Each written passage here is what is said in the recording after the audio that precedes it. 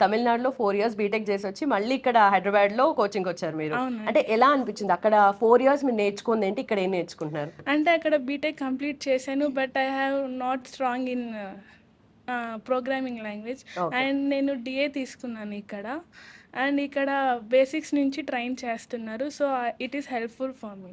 Okay.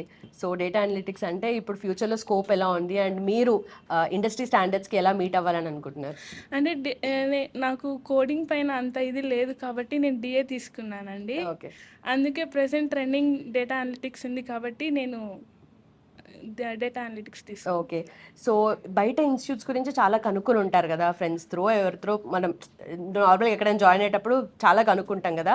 So ఇన్నోమాటిక్స్ మీకు ఎందుకు different అనిపించింది, ఇక్కడే ఎందుకు జాయిన్ అయ్యారు? నేను బెంగళూరులో చాలా ఇన్స్టిట్యూట్ రీసెర్చ్ చేశానండి, but I have not found good there, but I have found positive reviews in Innomatics only. Okay.